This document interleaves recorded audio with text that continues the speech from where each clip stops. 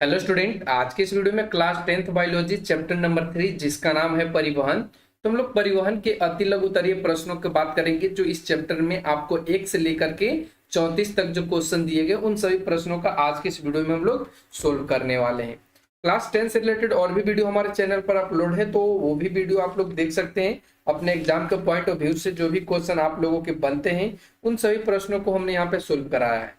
ठीक है, ये वीडियो देखने से आपका ऑब्जेक्टिव जो क्वेश्चन है वो अच्छे से क्लियर हो जाता है, क्योंकि जो ऑब्जेक्टिव क्वेश्चन बनने वाले होते हैं वे अति लघुतरीय प्रश्न उसको सोल्व कर देती हैं। ठीक है, तो चलिए फटाफट से बढ़ते हैं अपने क्वेश्चंस की तरफ और उसको सोल्व करने की कोशिश करते हैं।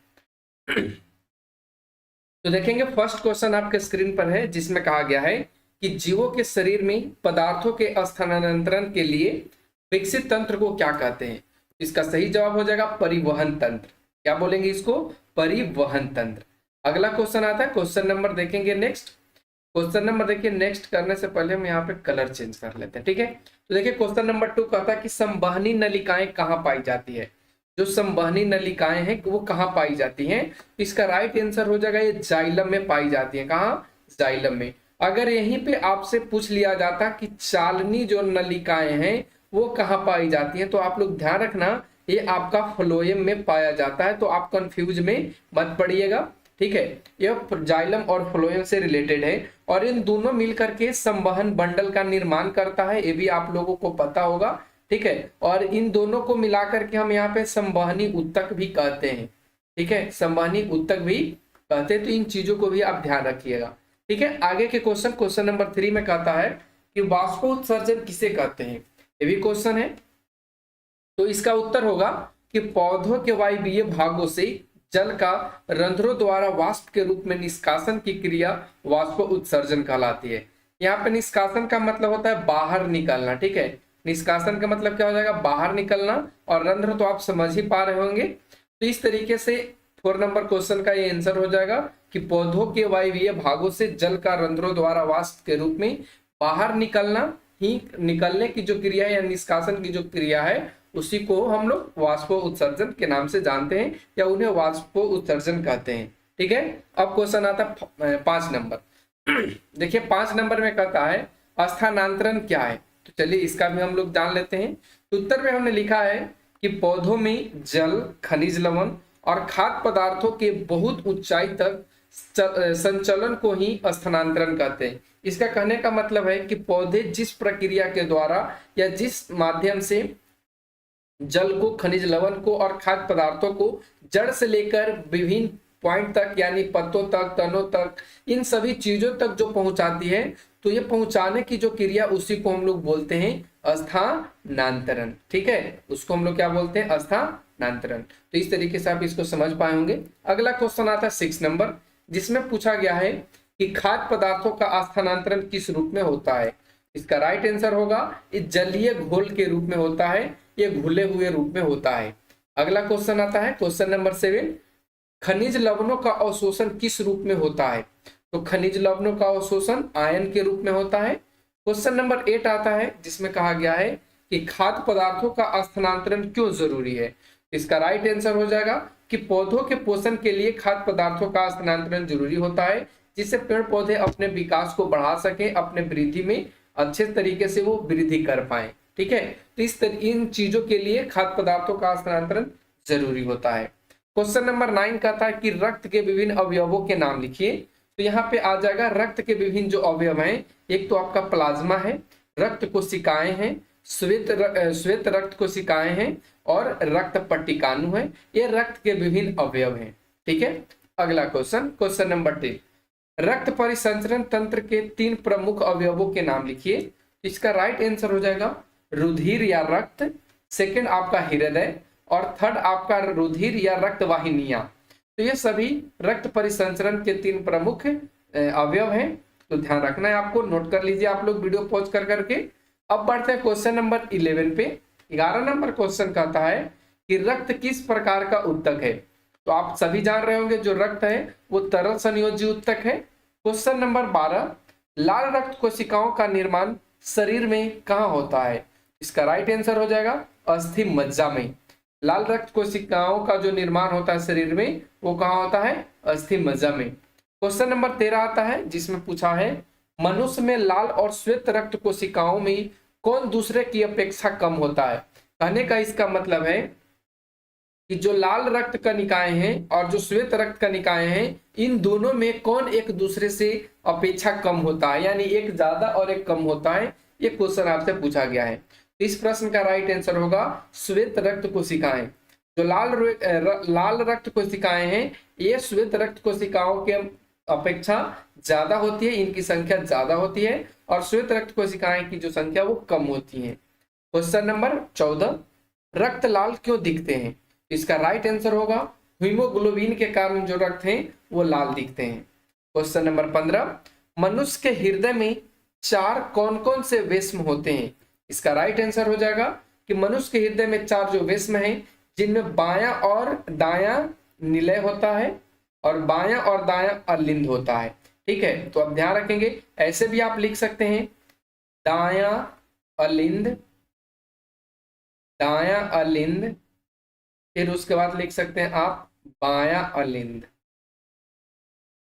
ठीक है, फिर आप लिखेंगे दायां निलय, और फिर आप लिख सकते हैं बायां निलय। तो इस तरीके से ये 4 होती हैं, चारों वेश्मों का नाम यहाँ पे हमने लिखा है। अगला क्वेश्चन आता है 16 नंबर, जिसमें पूछा गया है कि शरीर के सभी भागों से अशुद्ध रक्त को हृदय के दाएं अलिंद में ले जाने वाली रक्त वाहिनियों के नाम लिखिए। तो उसको हम लोग क्या बोलते हैं, उसको हम लोग 2 अग्र महाशिरा बोलते हैं और एक पश्च महाशिरा बोलते हैं। इसके द्वारा शरीर के विभिन्न भागों से जो अशुद्ध रक्त है वो दाएं अलिंद में पहुंच जाता है।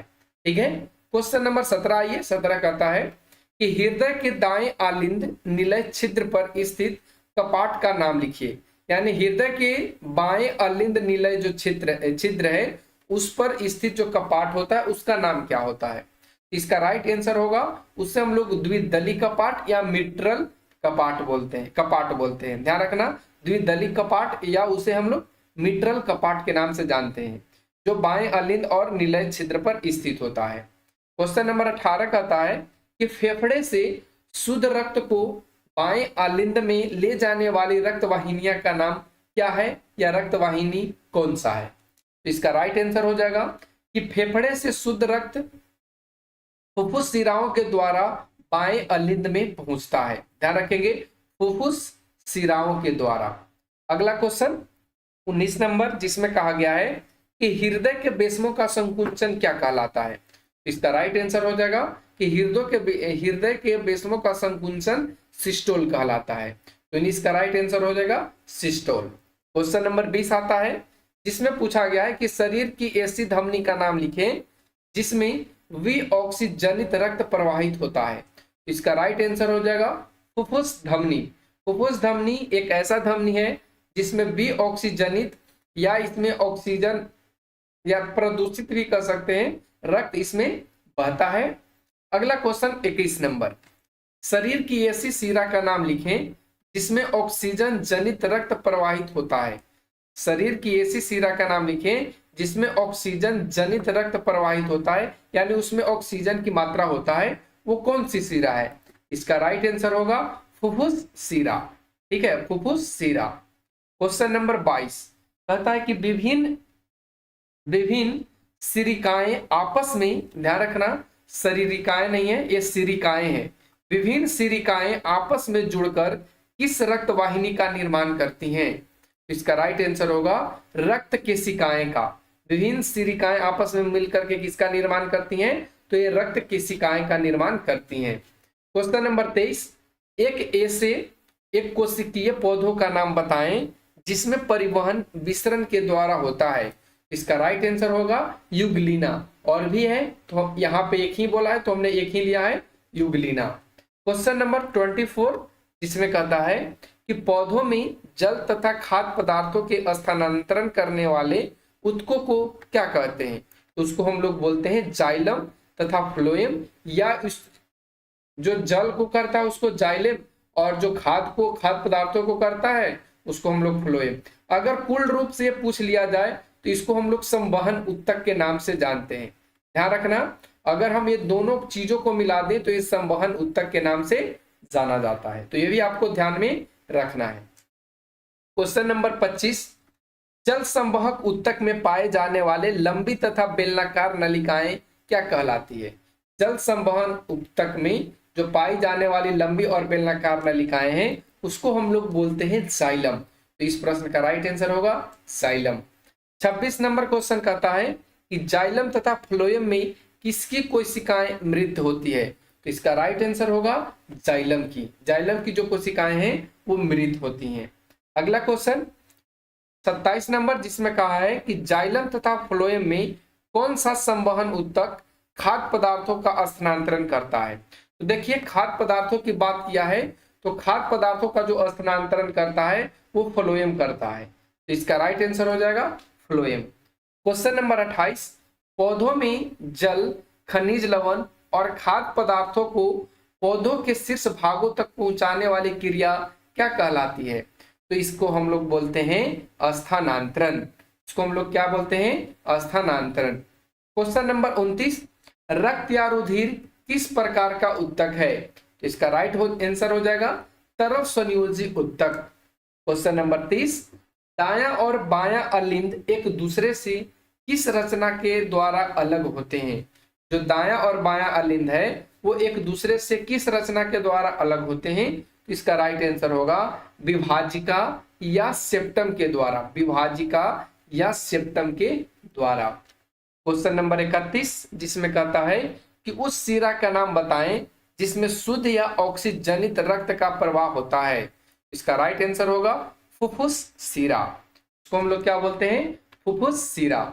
अगला क्वेश्चन, वैसा रक्त प्लाज्मा जिसमें रक्त कोशिकाएं नहीं पाई जाती है, वैसा रक्त प्लाज्मा जिसमें लाल रक्त, ध्यान रखना यहाँ पे लाल रक्त छूट गया था, तो लाल रक्त कोशिकाएं नहीं पाई जाती है वो क्या कहलाती हैं? तो उसको हम लोग बोलते हैं लसिका। क्या बोलते हैं उसको? लसिका। तो इसका राइट आंसर हो जाएगा लसिका। क्वेश्चन नंबर 33, जिसमें कहता है कि रक्त को संचार ज्यादा दबाव से किसमें होता है? रक्त का संचार ज्यादा दबाव से किसमें होता है? धमनी में होता है या शिरा में होता है? तो इसका राइट आंसर हो जाएगा धमनी में। ठीक है, इसका राइट आंसर क्या होगा? धमनी में। क्वेश्चन नंबर 34, जो आज के आखिरी क्वेश्चन है इस चैप्टर का, तो क्वेश्चन पूछा है कि रक्तचाप की माप किस उपकरण से की जाती है? तो रक्तचाप की जो माप है वो स्फिग्मैनोमीटर के द्वारा किया जाता है। ध्यान रखेंगे, स्फिग्मोमैनोमीटर के माध्यम से रक्तचाप यानी ब्लड प्रेशर की माप की जाती है।